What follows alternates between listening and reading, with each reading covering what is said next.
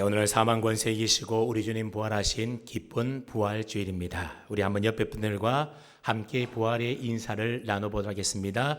우리 주님 부활하셨습니다. 방금 전에 우리는 우리 주님 부활하셨습니다. 그렇게 옆에 분들과 인사를 나누었는데요. 그렇다면 여러분들은 그저 인사치레가 아닌 정말로 예수님이 죽으셨다가 사흘 만에 다시 살아나셔서 부활하셨다는 사실을 정말로 믿습니까? 그리고 내가 이 세상 생을 마감하고 죽어서 한 줌의 흙으로 돌아간다 하더라도 우리 주님 재림하실 그날에 영광스러운 부활의 몸을 덧입고 저 영원한 천국에서 영원히 살 것을 여러분은 믿으십니까? 우리 예수 믿는 성도라면 이 두 가지 질문에 대해서 조금 더 주저함 없이 네 믿습니다 라고 하는 분명한 믿음과 확신과 또 고백이 있어야 할 줄로 압니다. 만약 누군가가 부활에 대한 믿음도 확신도 고백도 없이 글쎄요 라고 한다고 하면 그런 사람은 참 믿음을 가진 참된 성도가 아닐 것입니다. 여러분, 기독교 신앙은 큰 두 개의 기둥으로 이루어져 있는데 하나는 십자가 신앙이고 하나는 부활 신앙입니다. 십자가 신앙이라고 하는 것은 하나님의 아들이신 예수 그리스도께서 나의 죄를 대신하여 십자가에 못 박혀 죽으신 나의 구세주가 되심을 믿는 신앙이 바로 십자가 신앙입니다. 그리고 부활 신앙은 예수님께서 죽으시고 장사 지낸 지 사흘 만에 다시 사망 권세에 이기시고 부활하여 살아나심을 믿는 신앙입니다. 그리고 나도 부활하신 그 예수님과 함께 연합함으로 나의 옛사람은 죽고 거듭난 새사람으로 다시 살아나게 되어서 예수님을 나의 주님으로 믿는 신앙이 바로 부활 신앙입니다. 그래서 장차 우리들도 예수님처럼 부활하여 영원한 생명에 이를 것이다. 저 영원한 천국에서 영원히 우리 주님과 함께 살아갈 것이다 라는 사실을 믿는 신앙이 뭐라고요? 그게 바로 부활 신앙이라고 하는 겁니다. 여러분, 우리가 예수님을 믿는 것은 구원받고 천국에서 영원히 사는 것이기 때문에 우리가 예수 믿는 것 아니겠습니까? 그러기 위해서는 필수적인 것이 뭐라고요? 바로 부활이라고 하는 겁니다. 부활이 없는데 어떻게 구원이 있고 영생이 있고 천국에서의 삶이 있을 수가 있겠습니까? 그러니 기독교 신앙에서 예수님의 부활을 빼내버린다고 한다면 그것은 기독교도 아니고 다른 종교가 되어버릴 것입니다. 그러므로 오늘 예배드리는 우리 모든 성도님들은 한 분도 빠짐없이 다 예수님의 부활을 분명히 믿을 수 있기를 축복합니다. 아멘. 그런데 교회를 다니지 않는 비그리스도인들이 성경의 내용 가운데 가장 믿기 힘든 내용이 뭔가 하면 그게 바로 예수님의 부활이라고 합니다. 아니, 죽은 사람이 어떻게 다시 부활하여 살아나느냐? 나는 믿지 못하겠다라는 겁니다. 그것도 무덤에 들어간 지 벌써 사흘이나 되어서 시체가 썩어 들어가기 시작했는데 그런 사람이 다시 살아났다고 하는 사실을 도저히 믿을 수 없다라고 하는 거죠. 게다가 그 부활하신 예수님이 구름 타고 하늘로 올라가서 승천했다라고 하니 믿기가 얼마나 어려운 것이겠습니까? 그러니 믿지 못하는 이분들의 마음도 사실 우리가 10분 좀 이해할 필요는 있는 것 같아 보입니다. 믿음의 사람들인 저와 여러분들이야 예수님의 부활을 당연한 것으로 여기겠지만 그러나 믿지 않는 그분들의 입장에서 본다라고 한다면 과학적으로 이성적으로 아무리 생각을 하고 또 생각을 해본다 하더라도 믿을 수 없는 것이 바로 예수님의 부활이라고 하는 겁니다. 그러다 보니 많은 사람들이 예수님의 부활은 사실이 아니다 그런 주장들을 하게 되었던 겁니다. 그러니 그들의 주장에 대하여 사실 우리 그리스도인들이 가만히 있지 않고 반박하지 않겠습니까? 아니, 그렇다면 성경에 분명히 증거하고 있는 부활은 도대체 뭐냐? 그게 다 거짓말이라는 말이냐? 더 성경에 수많은 사람들이 예수님의 부활을 직접 목격했다라고 기록되어 있는데 그러면 이 사람들이 다 거짓말하는 거짓말쟁이들이냐? 이렇게 반박하는 대표적인 사람이 바로 오늘 본문을 기록하고 있는 사도 바울입니다.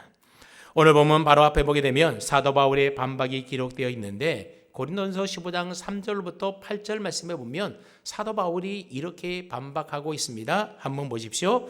내가 받은 것을 먼저 너희에게 전하였노니 이는 성경대로 그리스도께서 우리 죄를 위하여 죽으시고 장사 지낸 바 되셨다가 성경대로 사흘 만에 다시 살아나사 게바에게 보이시고 후에 12제자에게와 그 후에 500여 형제에게 일시에 보이셨나니 그 중에 지금까지 대다수는 살아있고 어떤 사람은 잠들었으며 그 후에 야고보에게 보이셨으며 그 후에 모든 사도에게와 맨 나중에 만삭되지 못하여 난 자 같은 누구에게도 보이셨다고요? 내게도 보이셨다. 사도 바울에게도 보이셨다. 그렇게 사도 바울이 고백하고 있습니다. 여러분 이게 무슨 뜻의 말입니까?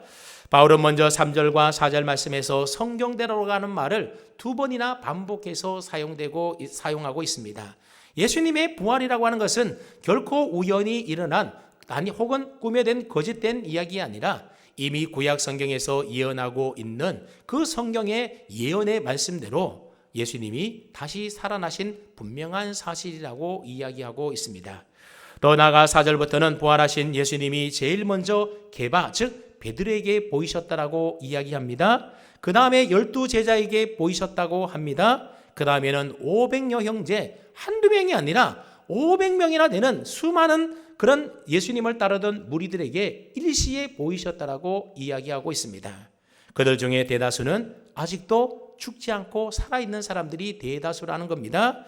정의심스러우면 확인해 보라는 겁니다. 그러니 내 말이 거짓말이 아니라는 거죠. 그뿐만 아니라 예수님의 친동생인 야고보와 모든 사도들에게도 부활하신 예수님이 나타나 보이셨다라는 겁니다. 그리고 맨 마지막으로는 사도 바울 자신에게도 예수님이 나타나셔서 보여주셨다. 그렇게 증거하고 있습니다. 그러므로 예수님의 부활은 성경이 증언하는 사건이며 또 자신을 비롯한 지금 또 살아있는 수백 명의 사람들이 증거하고 있는 분명한 사실이라는 사실에 대하여 사도 바울이 이처럼 증거하며 고백하며 반박하고 있는 것입니다. 여러분 이러한 반박에도 불구하고 반기독교적인 사람들은 인간의 이성적인 사고에서 추론하여 만들어낸 여러 가지 가설들을 내세워서 예수님의 부활을 인정하지 않고 부인하고 있다라고 하는 겁니다. 간단히 몇 가지만 한번 소개해 드리자면 그 전에 먼저 유대인들의 무덤이라고 하는 것은 우리나라 무덤처럼 생각해서는 안 되는 겁니다. 여러분 우리나라 무덤은 어떤 무덤입니까? 땅을 파고 시신을 넣은 관을 그 땅 속에 매장하는 그런 무덤을 만드는 것이 우리나라의 무덤이라고 한다면 이 유대나라의 무덤이라고 하는 것은 그런 땅을 파서 묻는 무덤이 아니라 동굴을 파서 그 동굴 안에다가 시신을 넣어두는 무덤이었다라는 사실을 우리가 먼저 기억하고 이 말씀을 좀 들을 필요가 있습니다. 먼저 믿지 않는 자들은 시체 도적설이라고 하는 것을 그들은 주장을 합니다. 이 가설은 말 그대로 예수님의 제자들이 예수님의 시체를 무덤에서 훔쳐간 뒤에 예수님이 부활하셨다. 그렇게 예수님의 제자들이 거짓말을 했다라는 겁니다. 여러분 마태복음 28장 13절 말씀해 보게 되면 예수님이 부활하시게 되자 대제사장들이 그 사실을 알고는 예수님의 무덤을 지키던 군인들을 돈으로 매수하지 않습니까? 그래서 군인들에게 뭐라고 시킵니까? 우리가 잠든 사이에 예수님의 제자들이 몰래 와서 이 무덤 속에서 예수님의 시체를 훔쳐갔다라고 하는 소문을 내게 만들었던 겁니다. 그런데 시체의 도덕설은 그런 주장을 하는 사람들은 예수님의 제자들이 시체를 훔쳐갔다라는 말을 대제사장이 조작한 것이 아니라 진짜로 그런 일이 있었다라고 주장하고 있는 것입니다. 또 가사 소생설이라고 하는 것도 있는데 이것은 일명 졸도설 혹은 기절설이라고 부르는 그런 주장도 있습니다. 이 가설은 예수님께서 진짜로 죽은 것이 아니라 단지 상처와 심한 출혈로 인하여서 탈진하여 잠시 예수님이 기절했다라고 하는 주장입니다. 사람들이 기절한 예수님이 죽은 줄 알고 무덤에다가 장사를 했는데 나중에 예수님이 정신을 차려 깨어난 다음에 몸에 들렀던 세마포를 손수 벗었다라고 하는 주장입니다. 그자 때마침 큰 지진이 일어나게 되었고 무덤 입구를 막고 있었던 큰 돌이 굴러가게 되었다라는 겁니다. 그래서 그 틈을 이용해서 예수님이 무덤 밖으로 나오게 됐다라고 하는 가설이 바로 이 가사소생설입니다. 또 환생설이라고 하는 가설도 있는데 예수님께서 진짜로 부활하신 것이 아니라 제자들이 예수님을 환상으로 보고 착각해서 그렇게 예수님이 부활하셨다라고 주장했다라고 하는 설입니다. 즉 예수님이 죽으시자 제자들이 예수님의 부활에 대한 갈망이 너무나 강하고 컸기 때문에 환상에 빠지게 되었고 그걸 예수님이 부활하셨다는 것으로 제자들이 착각하게 되었다라고 하는 설입니다. 그래서 이 가설을 가리켜서 환각설이다 그렇게 이야기하기도 합니다. 또 제매장설이라고 하는 가설도 있는데 이것은 요셉 이거설이라고 부르기도 합니다. 아리마대 요셉이 처음에는 예수님을 자기 묘실에 안장할 생각이 있어서 이를 허락했다라는 겁니다. 그러나 나중에 십자가에 달려 죽은 시체를 자기가 자신을 위하여 아껴두었던 자기 묘실에 두는 것을 좋지 않게 여겨서 안식일이 지난 후에 예수님의 시체를 은밀히 다른 곳으로 옮겼다라고 하는 가설입니다. 여러분들은 이런 가설을 들을 때에 어떤 생각이 드십니까? 저는 이런 가설을 들으면서 그런 가짜 그런 생각을 짜낼 머리로 예수님을 믿었으면 오히려 예수님을 얼마나 더 잘 믿었을까 그런 안타까운 마음이 좀 들었습니다. 물론 우리도 이런 다양한 가설들에 대하여 다 나름대로 반박하고 설명을 할 수가 있을 겁니다. 하지만 굳이 하나하나 다 반박하지 않는 이유는 사실 이런 가설들은 대답할 만한 가치조차도 별로 없다라고 생각하기 때문입니다. 하지만 이런 가설들을 우리가 보면서 보다 분명해진 사실이 무엇인가 하면 이 세상에는 예수님의 부활을 믿지 못하겠다라고 하는 사람들이 정말로 많이 있다라고 하는 겁니다. 심지어 예수님의 부활을 적극적으로 부정하고 반박하는 사람들도 얼마나 많이 있는지 모릅니다.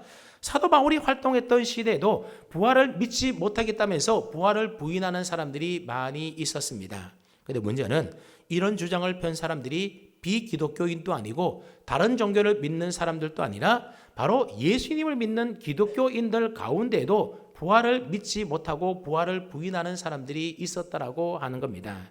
오늘 본문 12절 말씀을 보게 되면 너희 중에 어떤 사람들은 어찌하여 부활이 없다 하느냐 사도 바울이 고린도 교회 성도들 향하여 이야기하는데 너희 중에라고 하는 말은 고린도 교인들 가운데 그런 의미의 말이지 않겠습니까? 그러니까 고린도 교인들 가운데에는 부활을 믿지 않는 사람들이 있었다라고 하는 겁니다. 아마도 이들은 영지주의의 영향을 받았든지 아니면 지나친 이성주의자들이어서 부활을 믿지 못하고 또 시인하지 않았던 것 같아 보이기도 합니다. 그런데 이런 사람들을 향하여 사도 바울이 뭐라고 말하는지를 한번 보십시오. 13절 말씀을 보시면 만일 죽은 자의 부활이 없으면 그리스도도 다시 살아나지 못하셨으리라 그렇게 사도 바울이 이야기를 합니다. 여러분 바울의 이 말을 볼 때에 이 사람들은 예수님의 부활을 부인했다기보다는 죽은 자의 부활을 믿지 않았음을 알 수가 있습니다. 여러분 죽은 자의 부활이라는 것이 무엇이겠습니까? 예수님이 재림하실 때에 죽은 자들이 다 부활하여 다시 살아나게 된다라는 것을 말하는 겁니다. 그런데 이들은 이미 죽어서 한 줌의 흙이 다 되어버린 그런 시신이 어떻게 다시 부활하여 살아날 수 있느냐라면서 그래서 이 죽은 자의 부활을 믿지 않았다라고 하는 겁니다. 그래서 사도 바울은 죽은 자의 부활을 예수님의 부활과 연결시켜서 이제 설명을 하기 시작하는데 만일 너희의 주장대로 죽은 자의 부활이 없다라고 한다면 예수님의 부활도 없었다라고 이야기하고 있습니다. 굳이 예수님이 부활하여 다시 살아날 필요가 없었다라는 거죠. 그러면 어떻게 되느냐? 아주 심각한 일들이 일어나게 되는데 그 일들이 무엇인지에 대하여 사도 바울이 설명을 합니다. 그 다음 절인 14절부터 19절까지 좀 긴 내용의 말씀이지만 제가 읽어드릴 테니까 여러분 한번 잘 들어보십시오. 그리스도께서 만일 다시 살아나지 못하셨으면 우리의 전파하는 것도 헛것이요 또 너희 믿음도 헛것이며 또 우리가 하나님의 거짓 증인으로 발견되리니 우리가 하나님이 그리스도를 다시 살리셨다고 증언하였습니다. 만일 죽은 자가 다시 살아나는 일이 없으면 하나님이 그리스도를 다시 살리지 아니하셨으리라. 만일 죽은 자가 다시 살아나는 일이 없으면 그리스도도 다시 살아나는 일이 없었을 터이요 그리스도께서 다시 살아나는 일이 없으면 너희의 믿음도 헛되고 너희가 여전히 죄 가운데 있을 것이요 또한 그리스도 안에서 잠자는 자도 망하였으리니 만일 그리스도 안에서 우리가 바라는 것이 다만 이 세상의 삶뿐이면 모든 사람 가운데 우리가 더욱 불쌍한 자이리라. 사도 바울이 이렇게 기록하고 있습니다. 자, 순서대로 한번 설명을 드릴 테니 잘 들어보시기를 바랍니다. 만약 너희가 주장한 대로 죽은 자의 부활이 없다라고 한다면 그리스도도 부활하지 못했을 것이다. 그렇게 사도 바울이 단정적으로 이야기를 합니다. 만약 이렇게 그리스도의 부활이 없었다면 어떠한 현상이 벌어지게 되느냐? 우리가 지금 이렇게 전파하는 것도 다 헛된 것이 되어버린다라는 겁니다. 그리고 너희의 믿음도 헛된 것이 되고 우리의 증거도 다 거짓말이 되어버린다라고 이야기하고 있습니다. 여러분, 사도 바울이 자신의 생명조차도 귀하게 여기지 않고 때로는 매를 맞기도 하고 때로는 고난을 당하고 때로는 감옥에 갇히면서까지 그토록 열심히 전했던 이 사도 바울이 전했던 복음의 핵심 내용이 무엇입니까? 그 바로 예수님의 십자가와 부활이었습니다. 예수님이 우리의 죄를 대신하여 십자가에 죽으셨다가 사흘 만에 다시 부활하여 살아나셨다. 이 예수가 바로 우리의 구세주이시다. 이 예수님을 믿어야만 구원받고 제사함을 받고 우리가 천국에 가서 천국에서 영원히 산다. 여러분, 이거 사도 바울이 전한 것 아니겠습니까? 근데 복음의 핵심인 이 부활이 없다라고 한다면 결국 사도 바울이 전했던 믿음도 다 헛된 것이 되어버리고 사도 바울이 전한 그 모든 것들도 결국 다 거짓말이 되어버린다라고 하는 내용입니다.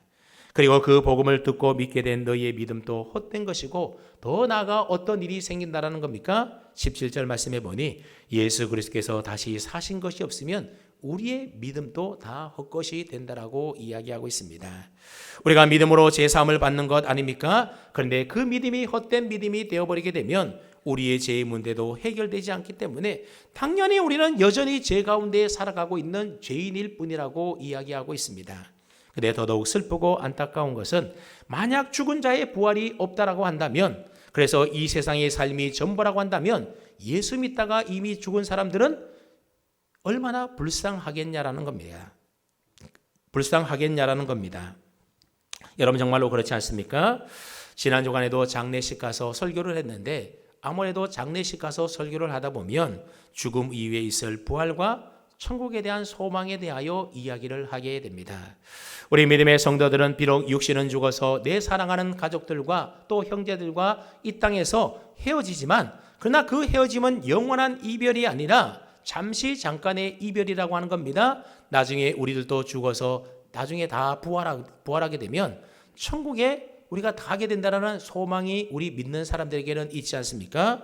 그러나 믿지 않는 사람들에게는 죽음이 영원한 끝이요 영원한 이별이다라고 생각하기 때문에 사랑하는 고인의 그 죽음 앞에서 땅을 치며 통곡하며 슬퍼하는 겁니다. 영원한 이별이니 다시 볼 수 없으니 그렇게 슬퍼한다라는 거죠. 하지만 죽음 이후에 있을 부활과 천국에 대한 소망이 있는 성도들은 다르다라고 하는 겁니다. 뭐가 다르겠습니까? 예수 믿는 우리에게는 부활과 영생과 천국이 있음을 우리가 분명히 믿기에 고인의 죽음 앞에서도 언젠간 영화로운 부활의 몸으로 천국에 가서 기쁜 얼굴로 다시 만나 배울 수 있을 것을 우리가 믿기에 무작정 슬퍼하지만은 않는다라는 겁니다. 그래서 우리가 장례식 가서 즐겨 부르는 찬송가 480장의 가사를 보면 이렇게 되어 있습니다. 천국에서 만나보자 그날 아침 거기서 천국 문에 이를 때에 그가 반겨 맞으리 만나보자 저 집에는 저 천국 문에서 만나보자 그날 아침 그 문에서 만나자. 그렇게 우리가 찬송하는 겁니다. 천국에서 다시 만나자고 하는 겁니다. 그러니 죽음이 끝이 아니라 장차 부활하여 천국에서 다시 만나자고 하는 이 찬송이 슬픔에 잠긴 유족들에게 얼마나 또 큰 위로와 소망이 되겠습니까? 근데 여러분, 만약에 정말 아주 만약에 부활이 정말로 없다라고 한다면 얼마나 허무하겠습니까? 제가 부활에 대하여 설교한 것들도 다 거짓말이 되는 것이고 그 설교를 듣고 위로받은 그 위로도 다 가짜 위로가 되는 것이고 지금까지 우리가 믿은 그 모든 믿음도 다 결국 헛된 것이 되어버리고 마니 얼마나 허무하겠습니까? 여러분, 만약 부활이 없다라고 한다면 이미 죽은 사람은 죽은 그것으로 모든 것이 끝난 것 아니겠습니까? 그러니 부활이 없다라고 한다면 죽은 사람은 오늘 본문의 사도 바울의 말처럼 그야말로 망한 것입니다. 그래서 세상 사람들은 죽은 사람이 죽은 것을 가리켜서 죽을 사자에다가 망할 망자를 써서 사망했다, 죽음으로써 망했다, 그렇게 이야기를 하는 겁니다. 그렇습니다. 부활이 없으면 예수 믿다가 죽어도 그 사람은 망한 것이 되고 마는 것입니다. 그래서 사도 바울은 오늘 본문 19절에서 결정적으로 이렇게 이야기를 하는데, 우리 다 함께 19절 말씀을 뜻을 생각하며 함께 읽습니다. 19절입니다. 시작.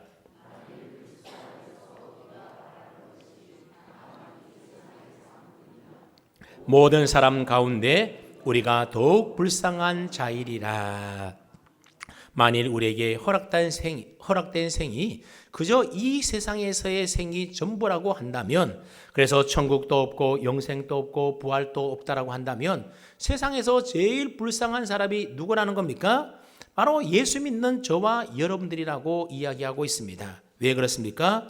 성경 말씀에 속고 목사들의 설교에 속아서 부활이 있는 줄로 알고 천국이 있는 줄로 알고 내 마음대로 내 뜻대로 살지 못하고 하나님의 말씀에 순종하느라고 때로는 절제하기도 하고 때로는 하고 싶어도 하지 않고 세상의 쾌락도 마음대로 즐기지 못하며 살았다라는 겁니다.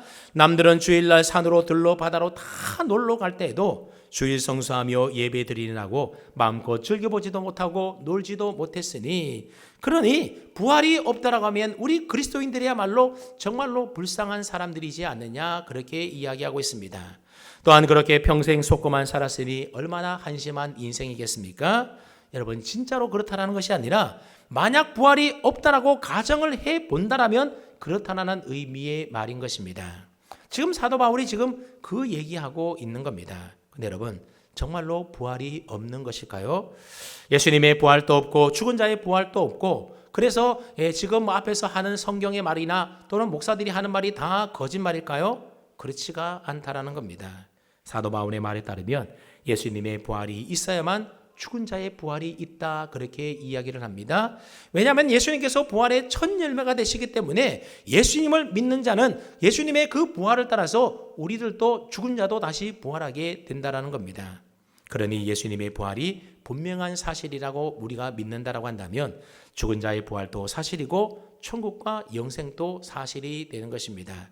그래서 이제부터는 왜 예수님의 부활이 사실인지 그 증거들에 대해서 여러분에게 몇 가지 좀 소개를 해드릴까 합니다. 예수님의 부활의 첫 번째 증거는 바로 예수님의 무덤이 빈 무덤이었다라고 하는 사실입니다. 죽은 예수님을 장사 지냈던 무덤이 부활절날 아침에 텅텅 비어 있었습니다. 여인들과 제자들이 무덤을 찾았을 때에 예수님의 시체가 뉘어 있어야 될 그 무덤 안에는 예수님의 시신은 어디 간 곳 사라지고 없었고, 예수님의 시신을 감쌌던 세마포가 풀어져 놓여 있었고, 머리를 쌌던 수건은 세마포와 별도로 다른 곳에 곱게 그렇게 개어져 있었습니다. 여러분, 어느 누가 이 세마포와 수건을 이처럼 개켜 두었던 것일까요? 또한 무덤 입구를 막고 있었던 엄청나게 무거운 돌문이 굴려져서 무덤 문이 열려 있었습니다. 누가 이 무거운 돌문을 옮겨다 놓은 것일까요? 조금 전에도 말씀드렸지만 부활을 부정하는 사람들은 어떻게 해서든지 이 사실을 설명하기 위해서 예수님이 기절했다가 깨어나서 직접 세마포와 수건을 깼다든지, 아니면 때마침 지진이 일어나서 무거운 돌문이 열렸다든지 하는 식으로 설명을 한다라는 겁니다. 또 제자들이 시체를 훔쳐가기 위하여 돌문을 열었고 세마포와 수건을 끼웠다든지, 또는 나중에 무덤이 뒤바뀐 것이라고 주장을 하기도 하는 겁니다. 하지만 이 모두는 다 터무니없는 주장에 불과합니다. 성경은 분명히 지진이 났지만 주의 천사가 내려와서 천사가 돌을 굴렸다라고 증언하고 있습니다. 그 다음에 세마포와 수건은 누가 개켜 놓은 것일까요? 부활하신 예수님이 직접 하신 것일까요? 아니면 천사들이 뒷정리를 해 놓은 것일까요? 성경은 누가 한 것인지 분명히 기록하고 있지는 않지만 사실 그것은 그리 별로 중요한 내용이 아닙니다. 중요한 것은 이 옮겨놓은 돌문과 남겨진 세마포와 수건이 바로 빈 무덤과 더불어서 예수님의 부활의 분명한 증거가 된다라고 하는 사실입니다. 예수님의 부활에 대한 두 번째 증거는 바로 천사들의 나타남입니다. 마태, 마가, 누가, 요한, 사복음서 모두는 하나같이 천사들의 나타남에 대하여 기록하고 있습니다. 여러분, 복음서를 읽어보게 되면 복음서 가운데 한두 개는 공통적으로 나온 그런 내용들이 많이 있지만 사복음서 전부에 나온 내용들은 사실 그리 많지가 않습니다. 근데 사복음서 모두는 예수님이 부활하셨을 때에 천사가 나타나서 예수님이 부활하셨다라는 이 기쁜 소식을 사람들에게 직접 증거하셨다고 기록하고 있다라는 겁니다. 이러한 사실로 볼 때에 그 이 천사의 나타남과 증언은 바로 부활의 결정적인 증거가 된다라고 하는 겁니다. 중요한 것은 부활 당시뿐만 아니라 바로 지금 또 하나님은 설교를 통하여 또는 하나님의 성경 말씀을 통해서 부활의 메시지를 우리에게 끊임없이 증거해 주고 있다라고 하는 겁니다. 그래서 우리가 그 사실을 우리가 믿고 고백하는 것 아니겠습니까? 그리고 예수님의 부활에 대한 세 번째 증거는 부활하신 예수님을 만난 사람이 한두 명이 아니라 500여 명이 넘는 사람들에게 예수님이 직접 나타나셨고 그 많은 수많은 증인들이 있었다라고 하는 사실입니다. 그래서 부활하신 예수님을 직접 목격한 증인이 엄청나게 많았다라는 사실을 알 수가 있습니다. 여러분 만약에 한두 명이 만약에 부활을 목격했다라고 한다면 그 사람들이 서로 짜고 이렇게 뭐 하면 그렇게 다 그렇게 거짓말로 말할 수도 있겠지만 그러나 500여 명이 넘는 엄청나게 많은 사람들이 어떻게 동시에 거짓말을 할 수가 있겠습니까? 그러므로 만약 예수님의 부활이 사실이 아니라고 한다면 사도 바울이나 베드로, 야고보 그리고 사도들을 포함하여 500여 명도 다 넘는 이 많은 사람들이 다 단체로 거짓말쟁이가 되는 것입니다. 더 나아가 이 사람들이 그 거짓말을 위해서 있지도 않았던 예수님의 부활을 증거하고 전하기 위하여 자기 목숨을 버려서 순교했다. 여러분 그런 일은 있을 수가 없는 일 아니겠습니까? 세상에 그 어느 누가 단 하나밖에 없는 자기 목숨을 거짓 증거하는 일들을 위하여 아낌없이 버릴 수가 있겠습니까? 그것도 한둘이 아니라 여러 명이 단체로 말입니다. 네 번째로 예수님의 부활에 대한 최고의 증거는 바로 제자들의 변화된 모습이었습니다. 여러분 우리가 아는 것처럼 예수님의 제자들은 예수님이 붙잡히셨을 때에 자기 목숨 살고자 다 예수님을 버리고 뿔뿔이 흩어져 떠나지 않습니까? 베드로의 경우에도 보면 예수님을 저주까지 해가면서 예수님을 모른다고 3번씩이나 부인했던 사람이 바로 베드로입니다. 그랬던 베드로가 부활하신 예수님을 만난 이후에 어떻게 변화되었습니까? 십자가에 거꾸로 못 박혀 죽는 순교자로 바뀌지 않습니까? 여러분 또 예수님의 친동생이었던 야고보는 어떻습니까? 처음에 야고보는 예수님을 믿지 않았습니다. 그래서 복음서에 보면 예수님의 동생들이 예수님을 향하여 미쳤다 그렇게 얘기하는 장면이 나오는데 아마 야고보도 그러지 않았을까 생각이 되어집니다. 이 예수님은 우리 형인데 내가 어렸을 때부터 함께 자랐는데 어떻게 이런 형이 하나님의 아들일 수가 있느냐 그래서 믿지 않았던 것 같습니다. 그랬던 야고보가 사도행전에 보게 되면 베드로와 함께 예루살렘 교회의 지도자가 되어 나타나지 않습니까? 그리고 신약성경 야고보서를 기록했는데 야고보서 1장 1절 말씀해 보면 야고보가 자기를 소개하면서 나는 우리 형의 동생 야고보다 이렇게 얘기하지 않고 예수 그리스도의 종 야고보는 이렇게 소개하고 있습니다. 여러분 도대체 야고보에게 어떤 일이 일어났기에 이렇게 변화된 것일까요? 그래서 바로 야고보가 부활하신 예수님을 직접 만났기 때문에 그렇습니다. 오늘 본문 앞 7절 말씀에도 보게 되면 그 후에 야고보에게 보이셨으며 그랬는데 이 야고보는 예수님의 제자 야고보가 아니라 예수님의 동생 야고보서를 쓴 야고보입니다. 야고보는 분명히 자기 형 예수가 십자가에 못 박혀 죽어서 무덤에 장사되는 것 지내는 것까지 내가 다 지켜봤는데 그 죽었던 형 예수님이 부활하셔서 살아나셔서 야고보 앞에 나타나셨던 겁니다. 야고보는 죽었다가 살아난 예수님의 부활을 목격하자 자기 형 예수가 진짜로 하나님의 아들 구세주 메시아였구나라는 사실을 비로소 믿게 되었던 겁니다. 온 인류를 구원하시기 위하여 인간의 몸을 입고 오신 그리스도 구세주가 맞구나 그 사실을 깨닫고 난 다음부터 야고보의 삶은 완전히 변화되었던 것입니다. 그래서 야고보는 부활하신 예수님을 직접 만나고 난 이후로부터 예수님을 믿기 시작했습니다. 그리고 그때부터 예수님을 얼마나 잘 믿고 그 믿음이 신실하게 좋아졌던지 베드로와 함께 예루살렘 교회의 두 기둥이 되었다라고 하는 겁니다. 자, 그러니 보십시오. 예수님의 제자들도 그렇고 예수님의 동생 야고보도 그렇고 예수님을 믿는 자들을 박해하고 죽이던 사도 바울도 다 어떻게 변화되었다라는 겁니까? 바로 그들이 부활하신 예수님을 직접 만났기 때문에 그들이 변화되었다라고 하는 겁니다. 그러니 예수님의 부활이야말로 가짜가 아니면 이런 변화가 일어날 수가 없는 것이죠.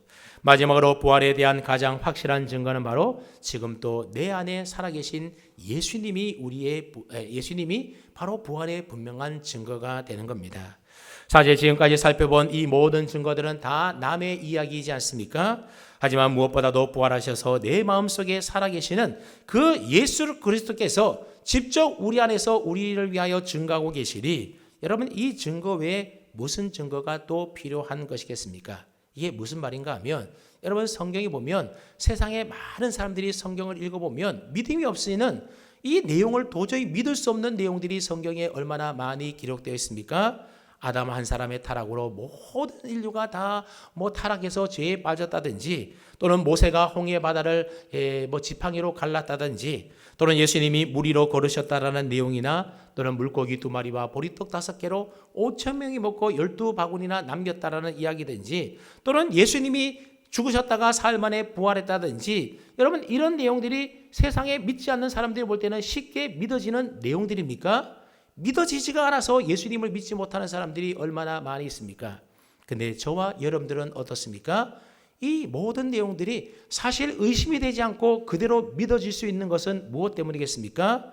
우리 안에 예수님이 살아계시고 성령님이 살아 역사하기 때문에 그 사실이 우리에게 그대로 믿어진다라고 하는 사실입니다. 그러니 부활에 대한 가장 확실한 증거는 내 안에 살아계시는 예수님, 성령님이 성경의 말씀을 그대로 믿을 수 있도록 우리 안에 역사하시는 이 사실이라고 하는 분명한 사실을 여러분들 믿기를 바랍니다. 사랑하는 성도 여러분, 예수님은 분명히 죽으셨다가 장사 지낸 지 사흘 만에 부활하여 다시 살아나셨습니다. 만약 부활이 없다면 저와 여러분들은 이 세상에서 가장 불쌍한 사람이 될 것입니다. 하지만 반대로 부활이 분명히 있기에 우리는 이 세상에서 가장 행복한 사람인 줄로 믿습니다. 그 누가 뭐라 하더라도 예수님은 부활하셨고 예수님과 연합된 저와 여러분들 또한 분명히 죽음에도 불구하고 다시 부활할 것을 믿기에 저와 여러분들은 이 세상에서 가장 귀한 분을 믿고 세상에서 가장 귀하고 보배로운 것을 이미 보장받은 소망의 사람들이 바로 저와 여러분들입니다. 그래서 저와 여러분들은 세상에서 가장 행복한 사람이라는 겁니다. 그러니까 오늘 부활절은 우리 그리스도인들이 가장 행복해야 될 복되고 기쁜 날이 바로 이 날입니다. 바라기는 부활하신 예수님을 통하여 저와 여러분 모두가 가장 행복한 삶을 날마다 누리며 살 수 있기를 축복합니다.